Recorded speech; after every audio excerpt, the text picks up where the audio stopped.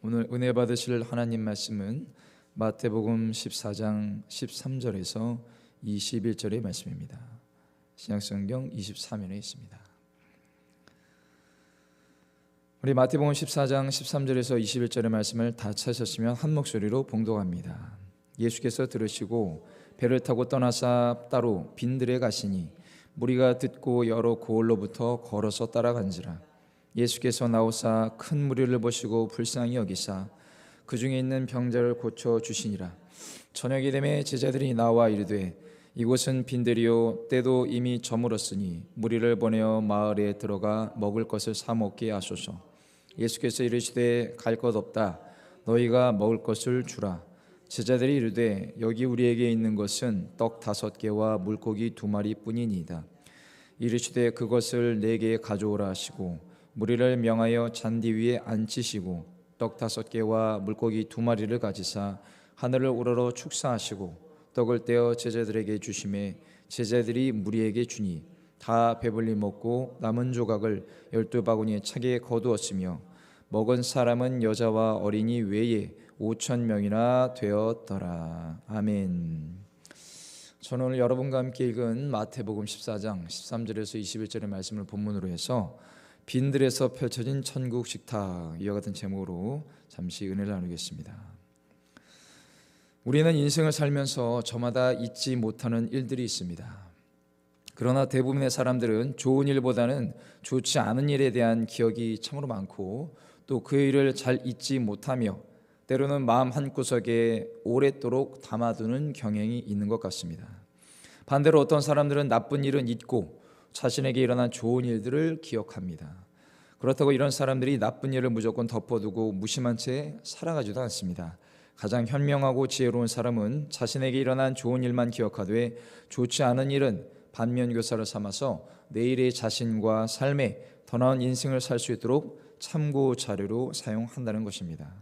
특히 예수를 믿고 구원받아 천국을 향해 가는 믿음의 성도들은 더욱 이런 자세를 가져야 할 것입니다. 물론 우리가 예수를 믿고 살면서 무조건 좋은 일만 있지는 않지만 나쁜 일이 있어도 더 좋은 곳으로 만족시켜 주실 하나님을 기대하는 것이 하나님의 자녀의 본분입니다. 나아가 하나님께서 좋은 일을 내게 허락하셨을 때 우리는 표면적인 좋은 일만 보지 말고 그 너머에 내재되어 있는 하나님의 놀라우신 섭리를 깨달아 하나님의 기쁘신 뜻을 전하고 실천하는 믿음의 백성들이 되기를 예수님의 이름으로 축원을 드립니다. 또한 생각으로 머물지 말고 말씀에 근거한 삶의 실천을 감당해야 합니다. 사람들은 같은 사건과 상황을 저마다 다르게 보죠. 예를 들어 갈증을 심하게 느끼는 사람에게 물컵에 물이 반밖에 없는 것을 주면 어떤 사람은 물이 아직 반이나 있구나, 어느 정도 갈증을 해결할 수 있겠다 하고 이렇게 긍정적으로 말하는 사람이 있고, 어떤 사람은 뭐야 물이 반밖에 없네, 이걸로 어떻게 갈증을 해결하는 거지? 라고 부정적으로 말하는 사람도 있습니다. 이렇게 말하는 사람에게는 그마저도 주고 싶지 않게 되겠죠. 그저 큰 것만, 대단한 것만 좋아하고 즐거워하는 영혼에게는 작은 것도 주어지지 않고 도리어 있는 것도 빼앗기게 되는 것이 성경의 원리입니다. 그러므로 사랑하는 성도 여러분, 우리가 어디에 어떻게 살고 무엇이 내 삶에 있느냐보다 앞서 세상의 주관자이시자 절대자이신 예수 그리스도와 함께 살고 동행하고 있는지를 먼저 생각하기를 바랍니다. 그렇게 확신하는 사람은 지금 당장은 부족하고 없어도 낙심하고 좌절하지 않습니다. 우리가 삶에서 낙심하고 좌절하는 것은 연약한 내 중심으로 살기 때문입니다. 그러나 넉넉하지 않고 문제가 있음에도 언제나 밝고 맑고 긍정적으로 사는 사람은 완벽하신 예수님 중심으로 사는 것입니다. 이 명절 연휴를 맞이하여 우리가 보이는 현실의 영향을 받는 인간 중심으로 사는지, 아니면 보이지 않지만 보이는 삶에 영향을 주는 하나님 중심으로 사는지 깊게 생각해보고 하나님의 뜻대로 살아가시기를 예수님의 이름으로 축원을 드립니다. 오늘 본문의 오병이어 사건에 앞서 우리는 충격적인 사건을 접합니다. 바로 침례 요한의 순교입니다. 아시다시피 침례 요한은 예수님의 친척이며 예수님보다 6개월 먼저 세상에 태어났습니다. 아마 예수님은 공생애 전에 이 요한과 가끔은 만나는 사이가 아니었을까 싶습니다. 특히 그 만남은 예수님의 육신의 어머니 마리아와 요한의 어머니 엘리사벳에 의해 이루어지지 않았을까 조심스레 추측해 봅니다. 누가복음 1장 39절에서 42절에 이때에 마리아가 일어나 빨리 산골로 가서 유대 한 동네에 이르러 사가랴의 집에 들어가 엘리사벳에게 문안하니 엘리사벳이 마리아가 문안함을 들으매 아이가 복중에서 뛰노는지라. 엘리사벳이 성령의 충만함을 받아 큰 소리로 불러 이르되 여자 중에 내가 복이 있으며 내 태중의 아이도 복이 있도다. 예수님은 침례 요한의 이러한 마지막 사명을 알고 계셨겠지만 막상 친척의 순교 소식을 접하시고 매우 비통하셨을 것 같습니다. 그래서 그 마음을 추스르시고 하나님께 기도하시러 따로 빈들에 가신 것이 아닐까 이렇게 생각을 해봅니다. 오늘 본장 13절 상반절 말씀을 봅니다. 예수께서 들으시고 배를 타고 떠나사 따로 빈들에 가시니. 예수님이 빈들로 가신 이유는 성경에 정확히 나오지 않습니다. 다만 조심스럽게 추측해 보건대 아마도 예수님은 침례 요한과 가졌던 어떤 영적인 시간을 회고하시기 위함이 아니었을까 싶습니다. 무엇보다 앞으로 예수님 자신에게 임할 이 사건인 것을 아시기에 하나님께 기도하시고 준비하기 위함이 아닌가도 생각이 됩니다. 특히 누가복음 초반에 침례 요한에 대한 기록 중에 그가 빈들에 거주하며 사역의 센터로 중심지로 삼았음을 유추할 수 있는 기록이 있습니다. 누가복음 1장 80절 읽어드립니다. 아이가 자라며 심령이 강하여지며 이스라엘에게 나타나는 날까지 빈들에 있으니라. 누가복음 3장 2절입니다. 안나스와 가야바가 대제사장으로 있을 때에 하나님의 말씀이 빈들에서 사가랴의 아들 요한에게 임한지라. 다 빈들이라고 나오죠. 이를 보면 빈들은 앞서 침례 요한뿐 아니라 우리 주님도 바쁜 사역으로 인해 때로는 숨을 돌리시는 장소로 또 하나님 아버지와 깊이 교제하시는 시간을 갖기 위한 장소로 사용하셨음을 알 수 있습니다. 특히 요한복음 11장에서 죽은 나사로를 살리신 놀라운 기적을 행하신 후에 주님은 다음과 같이 행동하셨습니다. 요한복음 11장 54절에 그러므로 예수께서 다시 유대인 가운데 드러나게 다니지 아니하시고 거기를 떠나 빈들 가까운 곳인 에브라임이라는 동네에 가서 제자들과 함께 거기 머무르시니라. 에브라임에서 빈들까지 이렇게 왕래하셨을 것 같기도 합니다. 여기 나왔듯이 주님은 사람들에게 드러나지 않기 위하여 다소 가까운 빈들 가까운 장소를 선택하셨습니다. 주목할 것은 여러분 이 빈들의 헬라어 에레모스는 버려진 황량한 사람이 없는 이러한 상태를 가리키는 말로 빈들, 광야, 한적한 곳으로도 번역이 됩니다. 이는 단순한 지형이나 외적인 환경을 넘어서 고독한 환경을 상징하고 인생에서 철저히 홀로 남아 살아가는 분위기를 담고 있습니다. 사랑하는 성도 여러분, 우리가 예수를 믿고 말씀대로 살아도 때로는 형통하기보다 굴곡이 있고 길과 문이 막히며 설상가상 세상의 환난과 공격으로 인해 그야말로 우리의 삶이 빈들이나 광야 같은 곳에 내몰리거나 던져지는 상황이 생기기도 합니다. 나름대로 신뢰했던 사람에게 배신을 당해서 마음과 재산의 상처와 피해를 입기도 하고 회사가 부도가 나서 보금자리를 잃는 상황이 생기기도 하며 아침까지 멀쩡하게 나갔던 가족이 갑자기 믿을 수 없는 일을 겪기도 합니다. 때로는 여러분 자신에게도 건강과 환경에 큰 문제가 생겨서 하루아침에 절망의 자리에 떨어지기도 합니다.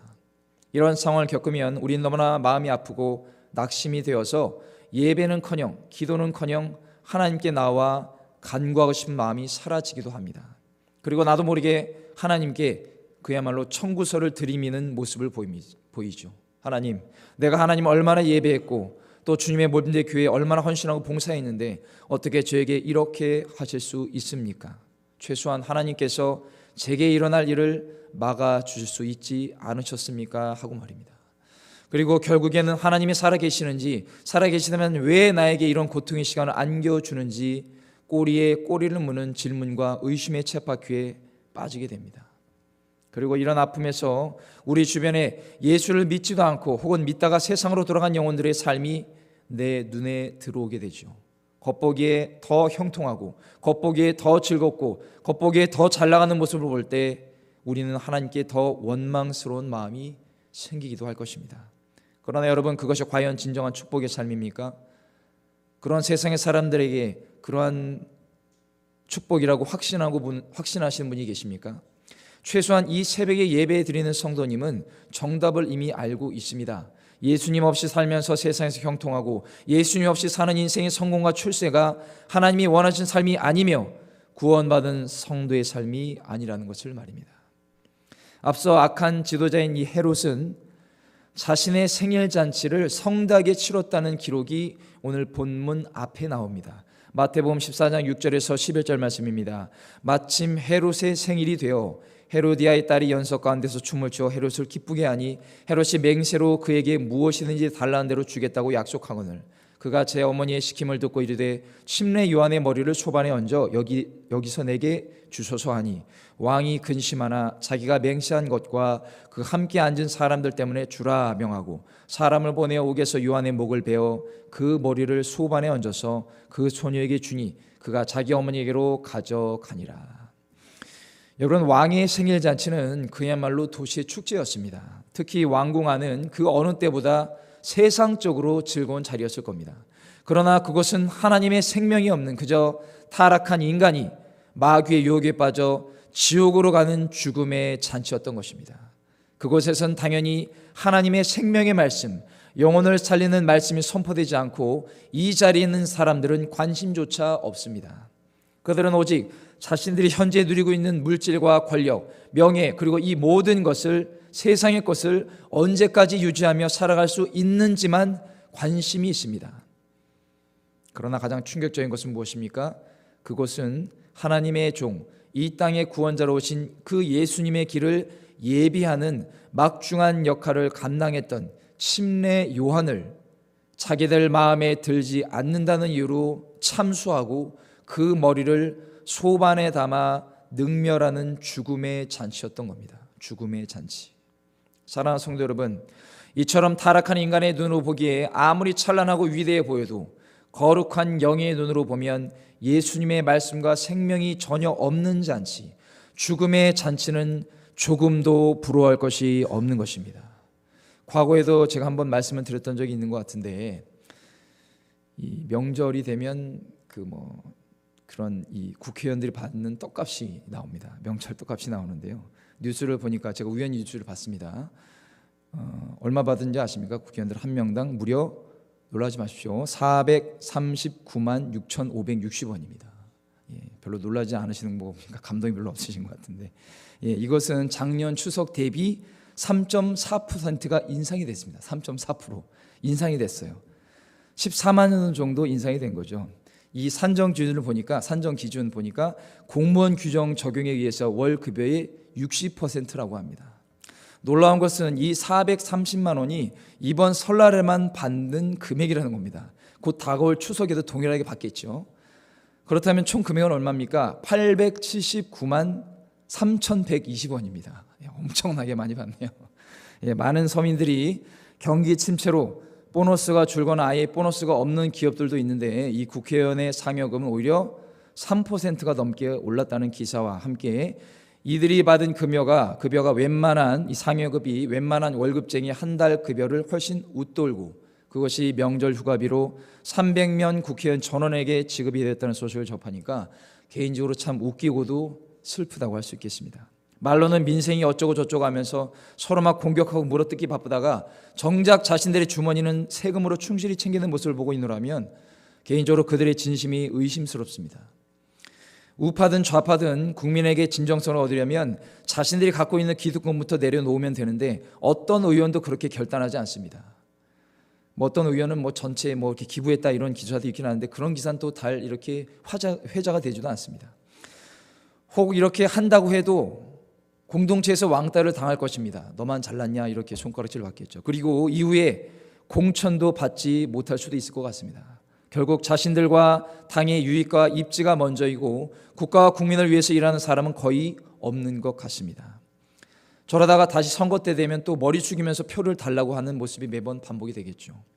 이런 상황을 보면 저들은 절대 바뀌지 않습니다. 그래서 국민들, 즉 우리 유권자들이 바르게 판단해야 하는 것입니다. 아무리 겉으로 좋아 보여도 전과자는 절대 권력을 주게 하면 안 됩니다. 전과가 없이 능력이 있고 일을 잘하는 사람들도 너무나 많은데 저는 참으로 이해가 안 되는 게 왜 하필이면 전과자에게 표를 주어서 권력자를 세우는지 이해를 할 수가 없습니다. 특히 이번 정권은 주요 인사들이 모두 전과자입니다. 뉴스에 보면 다 나옵니다. 뉴스를 보니까 31범이라고 합니다. 다 합치면 별이 31개라는 겁니다. 지금 베스킨라빈스 31도 아니고 31범, 31개를 갖고 있습니다. 어떤 야당 의원이 이런 얘기를 했습니다. 전자정부가 아니라 전과정부다. 이렇게 해서 논란이 일어났죠. 제가 한 얘기 아닙니다, 여러분. 사랑하는 성도 여러분, 우리가 바르게 분별해야 우리 후손들이 우리가 누렸던 자유와 번영 그리고 평화를 누리며 신앙생활을 하고 살 수 있는 겁니다. 저 북한과 중국은 선진들이 바르게 분별하지 못하고 또 막지 못해서 저러한 비참한 삶을 살고 있는 것입니다. 어떤 부모도 우리 자녀가 자유가 없고 신앙생활을 제약받는 세상에서 살기를 바라지 않을 것입니다. 특히 예수를 믿는 성도들이 바르게 분별하기를 주님의 이름으로 간절히 축원을 드립니다. 오늘 예수님도 상황을 바르게 분별하셔서 침례 요한의 참 소식을 듣고 잠시 몸을 피하신 것입니다. 육신의 생각과 눈으로 보면 헤롯의 잔치는 풍성하고 위대했고 온갖 산의 진미가 넘쳐났습니다. 그러나 예수님이 계신 빈들, 그곳은 그 광야는 전갈과 이리와 뱀이 득실거리는 곳이었습니다. 그러나 헤롯의 왕궁 잔치는 죽음으로 가는 잔치였고 예수님이 계신 빈들은 회복과 생명으로 가는 자리였습니다. 그러한 곳에 많은 무리들이 찾아왔다고 오늘 본장 13절 하반절에 나옵니다. 읽어보겠습니다. 무리가 듣고 여러 고을로부터 걸어서 따라간지라. 아멘. 물론 일반 백성들은 헤롯의 왕궁에 초대를 받지 못했기 때문이기도 할 것입니다. 그러나 오히려 그런 자리에 초대를 받지 못함으로 인해 예수님이 계신 회복과 생명의 자리를 나갈 수 있게 된 것입니다. 오늘 우리도 세상이 보기에 좋고 높고 찬란한 자리에 초대를 받지 못했더라도 세상의 왕이신 예수님이 계시는 그 자리가 진정한 회복의 자리, 생명과 영생의 자리인 것을 기억하시기 바랍니다. 19세기 미국의 기독교 작가 C.F. 버틀러가 작사한 찬양은 오늘 세상을 살아가는 저와 여러분에게 진정한 행복이 무엇인지 말하고 있습니다. 특히 3절의 가사는 오늘 말씀에 가장 적합하지 않나 생각이 듭니다. 높은 산이 거친 들이 초막이나 궁궐이나 내 주 예수 모신 곳이 그 어디나 하늘나라. 할렐루야 찬양하세. 내 모든 죄 사함받고 주 예수와 동행하니 그 어디나 하늘나라. 할렐루야. 오늘 저와 여러분 명절을 맞이하여 그 누구보다 예수님과 동행하며 성령님이 주시는 위로와 회복과 평강이 충만하시기를 주님의 이름으로 다시 한번 축원을 드립니다. 더불어 기억할 것은 예수님은 언제나 우리를 기다리고 계신다는 겁니다. 그러므로 우리가 예수님을 간절히 찾으면 주님은 우리를 불쌍히 여기시고 우리에게 좋은 곳을 채워주십니다. 본장 14절입니다. 예수께서 나오사 큰 무리를 보시고 불쌍히 여기사 그 중에 있는 병자를 고쳐주시니라. 아멘. 예수님은 많은 병든 자를 고치셨고 아마 가르침도 주셨을 것 같습니다. 특히 주님의 이러한 사역은 저녁까지 계속되었다고 성경에 나옵니다. 옆에서 주님의 사역을 거들던 제자들도 매우 피곤했을 것입니다. 그러자 한 제자가 어떤 제자들이 주님께 나와 다음과 같이 말씀을 드립니다. 15절입니다. 저녁이 되매 제자들이 나와 이르되 이곳은 빈들이요 때도 이미 저물었으니 무리를 보내어 마을에 들어가 먹을 것을 사 먹게 하옵소서. 오늘 본문에서 이렇게 말한 제자들이 누구인지 모르지만 매우 합리적인 제안이었습니다. 그런데 예수님은 매우 황당한 답변을 하십니다. 16절입니다. 예수께서 이르시되 갈 것 없다. 너희가 먹을 것을 주라. 여러분 흥미로운 사실은 왜 주님은 너희가 주라라고 하셨을까요? 여기서 두 가지 포인트를 알 수 있습니다. 첫째는 곧 예수님께서 제자들을 통해 무리에게 음식을 제공해 주실 것이라는 현실적인 양식 제공의 부분이 있고, 두 번째는 이후에 제자들이 성령으로 충만함을 받아 온 세상 사람들에게 영생의 양식인 하나님의 말씀을 제공한다는 부분입니다. 즉 제자들이 굶주린 영혼들을 살리고 먹이는 목자가 되어야 함을 말씀하시는 것입니다.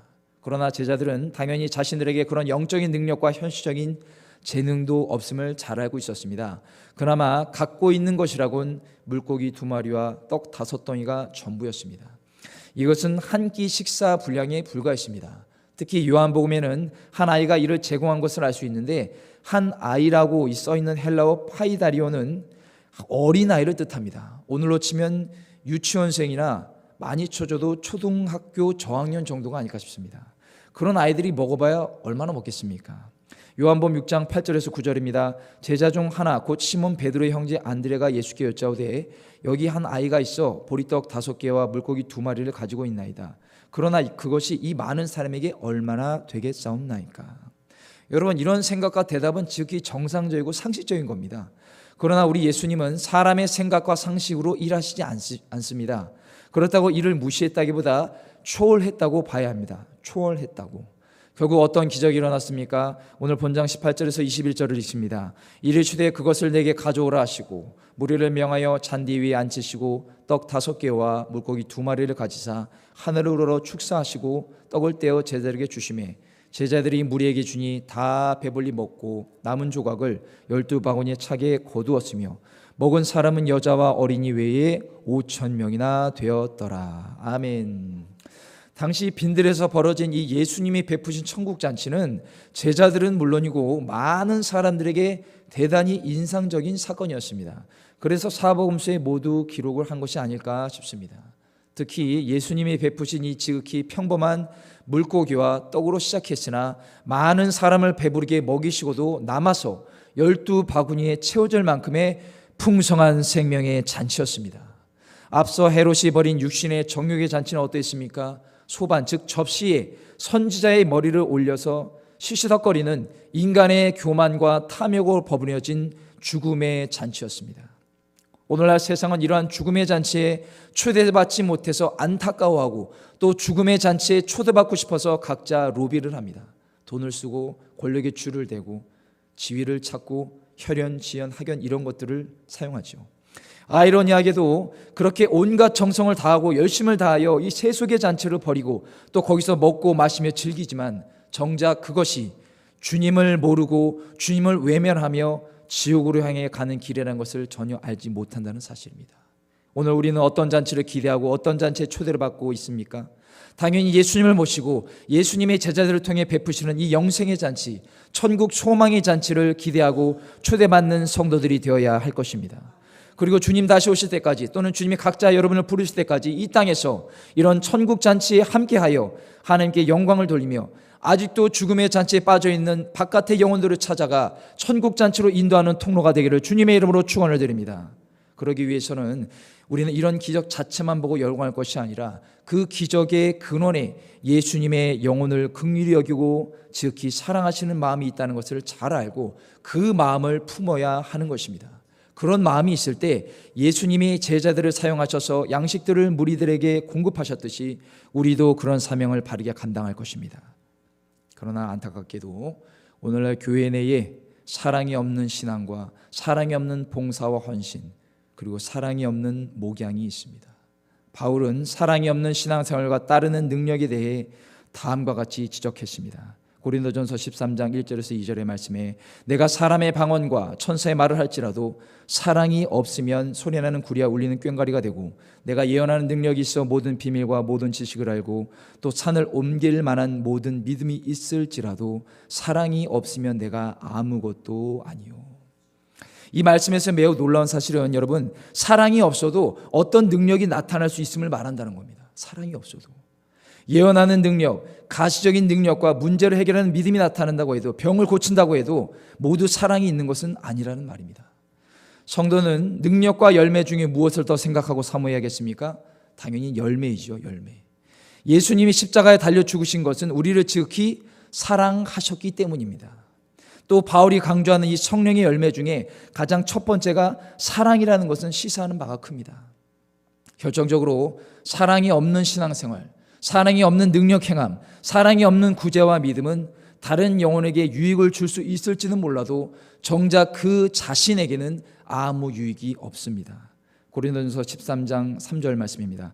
내가 내게 있는 모든 것으로 구제하고 또 내 몸을 불사르게 내줄지라도 사랑이 없으면 내게 아무 유익이 없느니라.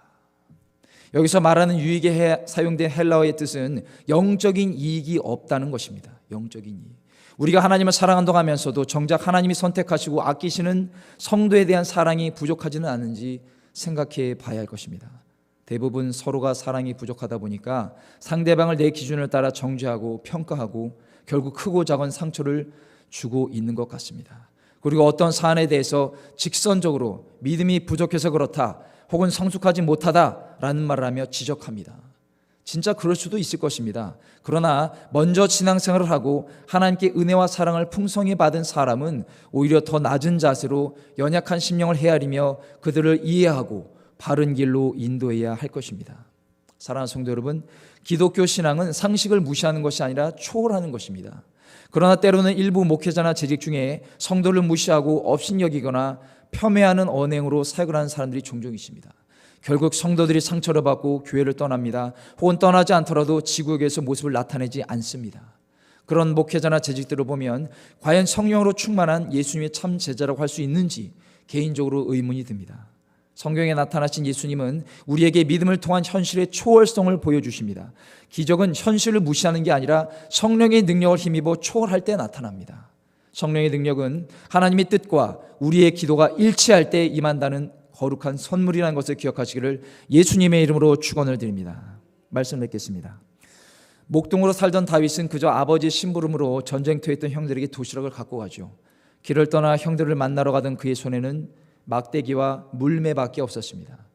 그렇게 전쟁터에 도착한 다윗은 골리앗의 분수에 넘치는 언행에도 가만히 있는 이스라엘의 군대의 모습을 보고 싸우기로 결심하죠.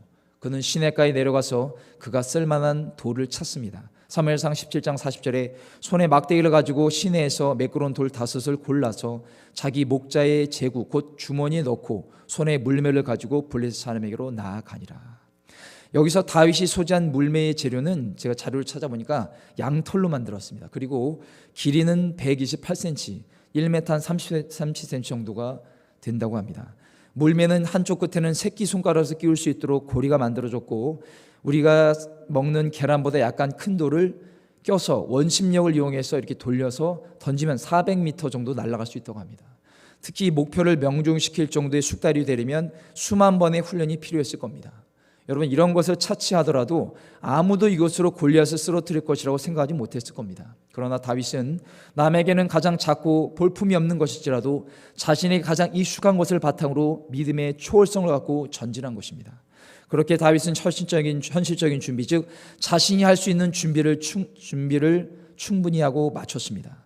그리고 이제 하나님을 절대 신뢰하는 믿음의 고백을 선포했습니다. 사무엘상 17장 47절에 또 야훼의 구원하심이 칼과 창이 있지 아니함을 이 무리에게 알게 하리라. 전쟁은 야훼께 속한 것인즉 그가 너희를 우리 손에 넘기시리라. 그렇게 선포한 다윗은 모든 것을 하나님께 맡기고 자신이 할 수 있는 일을 행합니다. 그는 아마도 자신이 던진 돌이 골리앗을 명중시킬 것으로 생각했을 것입니다. 하나님이 어떠한 분인지 잘 알았기 때문이죠.